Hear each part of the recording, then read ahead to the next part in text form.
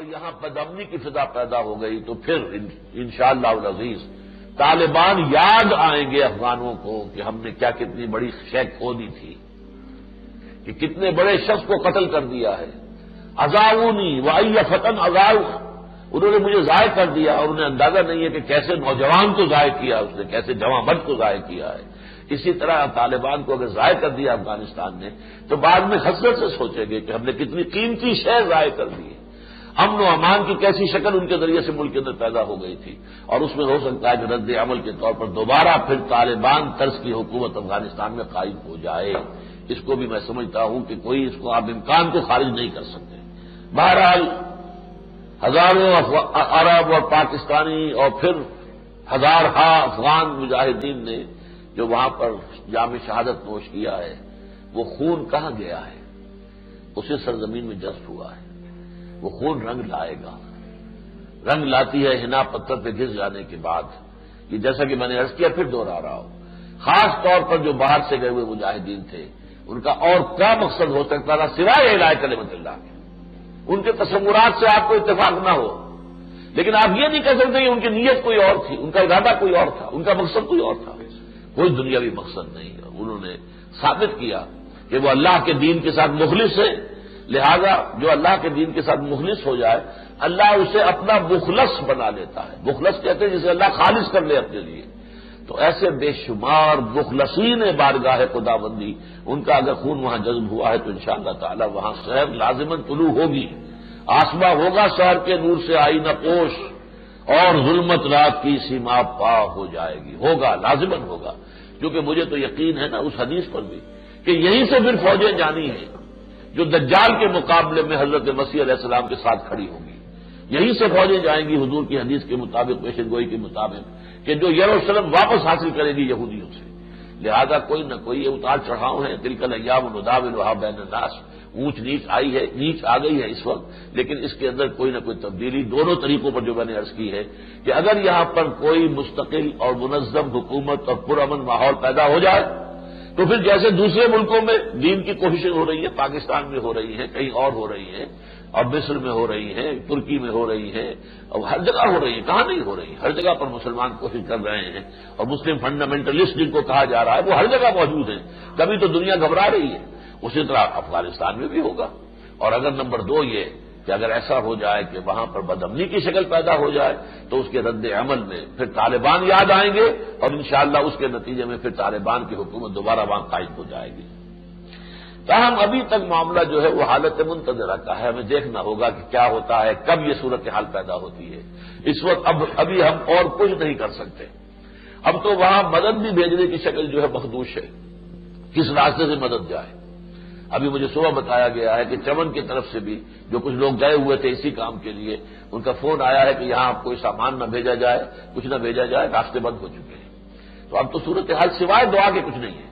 دعا قنوت نازلہ جو ہے اس کا اہتمام جو ہے مسجدوں کے اندر ہونا چاہیے. اللہ سے دعا کی جائے اور دعا کے ساتھ جو ہے خود بھی توبہ کی جائے کہ اللہ میں بھی اپنی زندگی وقف کرتا ہوں تیرے دین کے لیے. میں بھی یہاں پاکستان میں جد و جہد کروں گا کہ اسلامی نظام آئے. اس لیے کہ جب تک آپ یہ نہیں کریں گے آپ کی دعا میں مدد نہیں ہوگا. اللہ تعالیٰ آپ کی دعا کو کوئی حیثیت نہیں دیں گے. لستم علی شیء حتی تقیموا التوراۃ والانجیل وما انزل الیکم من ربکم، تمہارا منہ نہیں ہے کہ ہم سے کلام کرو جب تک کہ تم تورات اور انجیل کو قائم نہیں کرتے. اسی طرح ہمارا منہ نہیں ہے کہ اللہ سے ہم دعا مانگے جب تک کہ ہم قرآن کو نافذ نہیں کرتے. اور اگر قرآن کو نافذ نہیں کرتے تو نافذ کرنے کی کوشش تو کریں، اس کا عہد تو کریں، اس کی جد و جہد تو شروع کر دیں، تب تو اللہ تعالیٰ سے دعائیں مانگنے کا ہمیں حق بنتا ہے، ورنہ ہم سے دعا مانگنے کا حق نہیں ہے. بہرحال یہ تو اللہ تعالیٰ کی طرف سے ہمارے لیے ہے اور یہ رہنمائی ہے کہ ہمیں در حقیقت اس سے بالکل دل برداشتہ نہیں ہو جانا چاہیے. اس سبب میں نے سورہ آل عمران کی آیتیں بھی آپ کو سنائی. فرمایا وَقَأَيٍّ مِّن نَّبِيٍّ قَاتَلَ مَعَهُ رِبِّيُّونَ كَثِيرٌ، کتنے ہی نبی ایسے گزرے ہیں جن کے ساتھ ہو کر اللہ والوں نے جنگ کی بڑی تعداد میں. فَمَا وَهَنُوا لِمَا أَصَابَهُمْ فِي سَبِيلِ اللَّهِ، تو انہوں نے ہمت نہیں ہاری جو تکلیفیں بھی ان پر آئیں اور جو قربانیاں بھی انہیں دینی پڑی اللہ کے راستے میں. وَمَا ضَعُفُوا، نہ کسی کمزوری کا مظاہرہ کیا. وَمَا اسْتَكَانُوا، اور نہ ہی کسی اعتبار سے انہوں نے دل جو ہے چھوڑا. واللہ یحب الصابرین، اللہ تعالیٰ کو ایسے ہی صابرین محبوب ہیں۔ وما کان قولہم، اور ان کا قول تو ہر وقت یہی تھا، ربنا اغفر لنا، الا ان قالوا، کہ انہوں نے یہ کہا ربنا اغفر لنا ذنوبنا واسرافنا فی امرنا، اے رب ہم سے ہماری جو خطائیں ہیں وہ درگزر فرما دے، دور کر دے، کوئی غلطیاں ہو گئی ہوں تو معاف فرما دے، اور اگر کسی معاملے میں ہم حد سے گزر گئے ہوں، ہم نے کچھ زیادتی کر دی ہو، اے اللہ اسے بھی معاف فرما دے، وثبت اقدامنا، اور ہمارے قدموں کو جما دے، وانصرنا علی القوم الکافرین، اور ہمیں ہماری مدد کا ان کافر لوگوں کے مقابلے میں، فآتاہم اللہ ثواب الدنیا وحسن ثواب الآخرہ، تو اللہ تعالیٰ نے انہیں عطا فرمایا دنیا کا بدلہ بھی اور آخرت کا تو بہت ہی عمدہ بدلہ، واللہ یحب المحسنین، اللہ ایسے نیکوکاروں سے محبت کرتا ہے۔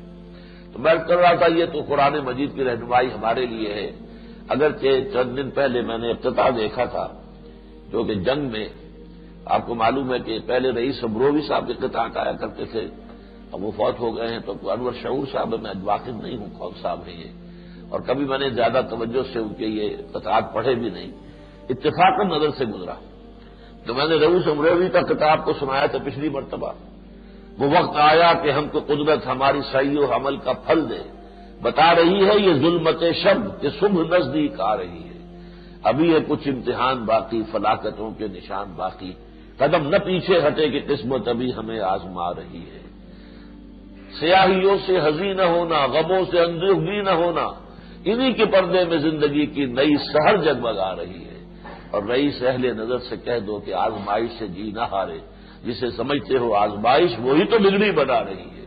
اور واقعہ یہ ہے کہ رئیس اہل نظر ملا عمر صاحب جو ہیں، جس طرح وہ ڈٹے ہوئے ہیں، ان کے بارے میں آتی خبریں کہیں بھاگ گئے چلے گئے، لیکن نہیں، وہ وہی کے وہی ہیں، ابھی صرف چند لمحوں کا فرق ہوا ہے جو بچ گئے ہیں وہ۔